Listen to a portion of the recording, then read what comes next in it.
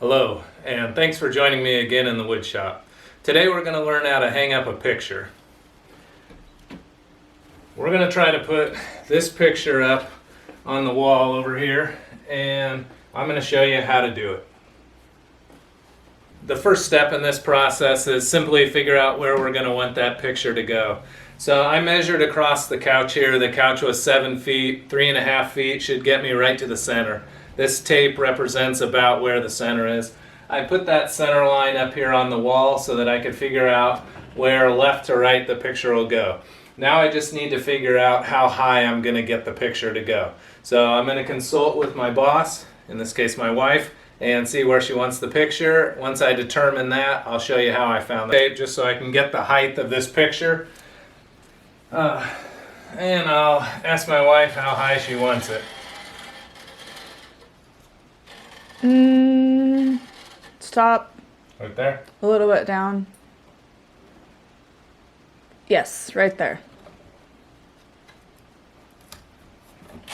So I'll simply put a piece of tape right at the top there, and that'll designate where the top of the picture should be. I also need to see how this picture is going to be hung up. And this picture here has a little wire string on it, a little wire cable, and it's just about at the top of the picture, so the screw can go in on the wall right towards the top of the picture. Now we're going to center everything up.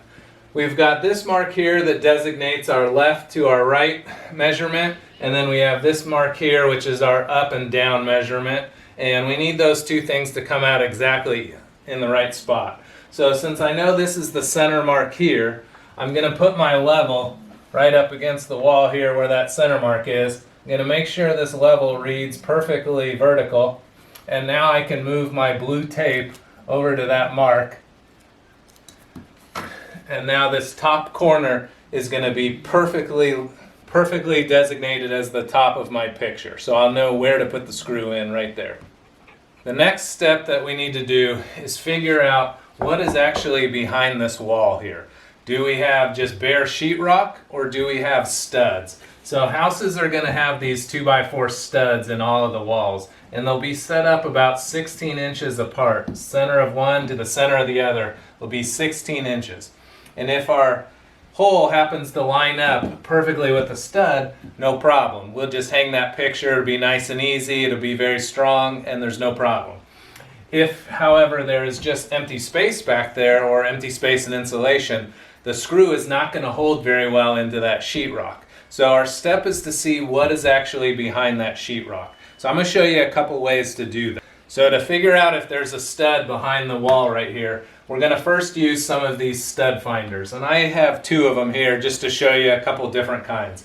I have never had the greatest luck with stud finders. They're usually pretty good, but there's problems with them because they usually detect nails, and the nails are put in every 6 inches or 12 inches depending on your codes and how well the construction guys did. So you turn this thing on and you slide it around, and it'll indicate when you hit a stud. So there should be a stud right there, and supposedly the nails are supposed to be put right in the middle of the stud. When they drive the nails for this sheetrock, they're supposed to be right in the middle. So if you hit that mark, that should tell you a stud is there. Now once I find that mark, I can guess that the next stud will be 16 inches over. So I can kind of check my calculations here and just see if there's another stud. And it looks like there was. So there probably is a stud right here. I'm going to check again and just see if mine's here. And I don't... Getting one right there. Sometimes you get funky setups too because you might have a wall behind this wall going off in another direction. So I kind of showed one here and kind of one over here. Let's try this other stud finder. Wherever these red lights turn on, that's supposed to indicate something's behind the wall. So it's kind of showing this whole area here. And then check at a couple levels. That way you know if you've missed a nail or something, because you might have checked right in between two nails. So now that we've kind of checked, we realized there could be a stud somewhere around here. It didn't really look like there was one right where we're going to go. So now we're going to go to the surefire way to see if there's a stud, and we're going to drill a hole in the wall and just check.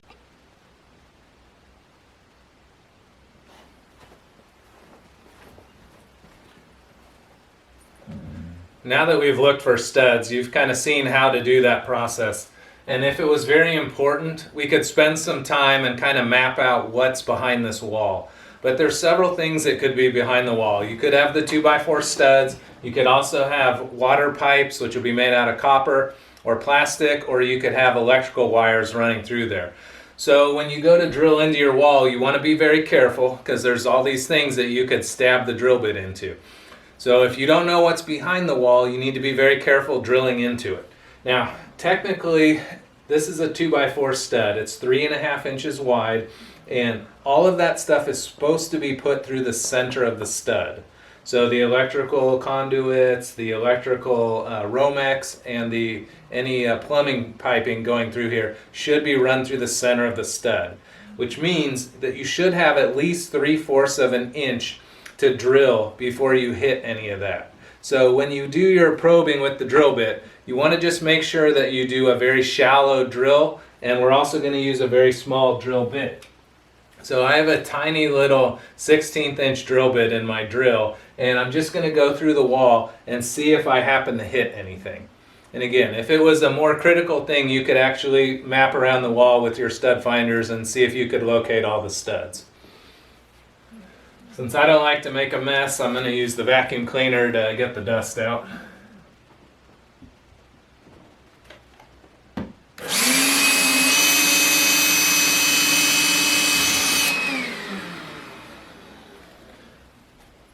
Now, when I was drilling, I started to drill through, and then all of a sudden you saw the drill shoot down like that. The sheetrock is only going to be 5/8 of an inch thick, so it's pretty thin. And then as soon as you get through that, the drill bit should just shoot in. And if it does, that tells you that there's empty space behind there, and then we're going to have to do an extra step. If we lucked out and hit a stud, we could have just driven a screw straight in. But now we're going to use a special type of fastener to make sure that our picture... Now, sheetrock or drywall is that textured white surface that you see on almost every single interior wall. It's a very common material. It's a fantastic material in some regards and a horrible material in others. It's very flat and it's very cheap, which makes it great for interior walls. It's excellent for that purpose. But it's also very weak and it breaks apart. It's real brittle. So it isn't the greatest for fasteners. So some very smart engineers have come up with ways to increase the holding power. Now, if we were to just drive a simple screw into the sheetrock, what would happen is the sheetrock would grab that fastener, and then all of these sharp teeth of the threads would just end up, with any kind of motion, with any kind of weight, they would end up pulling the fastener right out of the wall. So because that sheetrock is so weak, they need to come up with another way of holding it into the sheetrock that'll hold something heavy into the wall without the sheetrock breaking. That's what I'm going to attach something a little bit heavier to the wall. Is we're going to use these expansion bolts. And these expansion bolts all have something in common, and that is that they're all going to expand. So they all have some mechanism to start at one size and then get bigger. So this one here, you're going to drill a hole into your wall. You'll insert this expansion bolt through the hole, and then the little wings will pop out, and then you'll tighten it back up until those wings catch onto the sheetrock. So that's how this expansion bolt works. Those are a little bit more expensive, and the common ones that you're going to see all over the place at the Home Depots and Lowe's are this little guy here. It's a little plastic expansion bolt, and you'll drill a hole, and you'll push this into the hole that you've drilled. And you push this through. It'll go in. It'll sit flush with the edge of the wall, and then the expansion bolt part of it will go through the wall. And then when you drive the screw into the front of it here, these two little wings will expand open and grip onto the sheetrock and give it a lot more purchasing hold than it would if you just had the screw in there. So there's a couple of different varieties of these. They come in all shapes and sizes. They're all rated on different strengths of capacity of what you need to hold. Here's a big giant one here. These are the type that I like though. I've started to use these recently and they've just held really well. So I like this style here. And they're very simple to use. They have a little Phillips screwdriver tip on them here. And all you do is you put your screwdriver tip in there, and supposedly these will drill their own hole into the sheetrock. And usually they actually will, but I usually give them a little bit of a pilot hole because it just makes it a little bit easier on this thing and you don't destroy them. Sometimes they'll destroy themselves if you don't do that. So what you do is you push this through the pilot hole, and then your screwdriver bit is going to tighten this into the sheetrock, and it just acts like a big thick screw that's going to tighten in there and hold itself into place. And then this part of it here will sit flush with the front of the wall, and you'll even actually tap it in just a little bit so it's perfectly flat. And then you can go ahead and drive your screw in, and that'll actually hold a fair amount of weight. These things, depending on the size, are rated from anywhere from 25 to 75 pounds, so there's plenty of holding power for what we're doing today. If you were doing something heavier, we would need to put more of these in.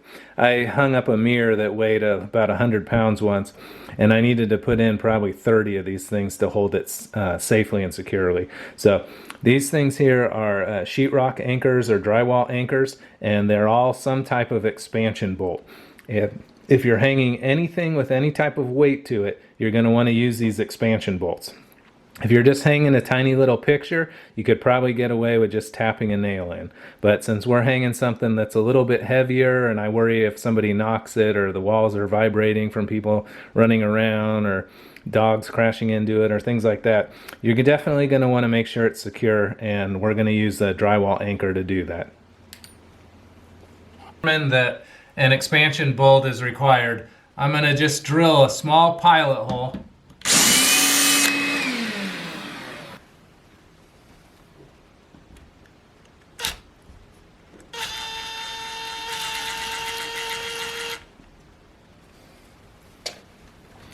Now, it will drill its own hole in there and expand the rest of what it needs to fill up the cavity.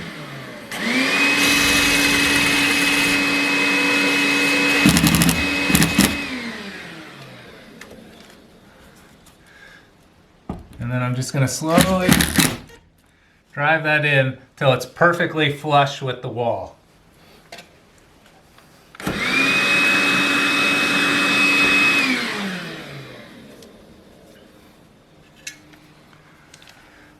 Once that expansion bolt sits perfectly flush, I can go ahead and drive my screw in. Be careful with this. Don't go crazy with your driver. You don't want to strip out the screws or you don't want to round over the head. So take your time, just give it a little bit at a time. I'm just kind of feathering it till there's a little space back there. That way the wire can hang on it perfectly.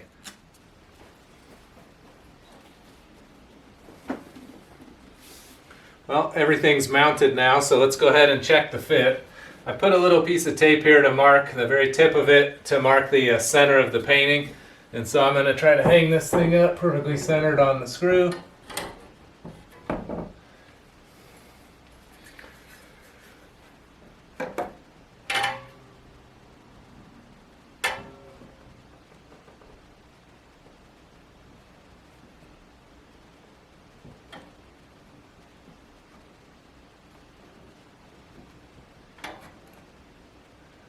And just level it up with the level, make sure it all came out perfect. Once you've got that all set up, all you need to do is clean up, but since we use the vacuum cleaner, there's very little mess, and we can congratulate ourselves on a job well done. Until next time, I'll see you later.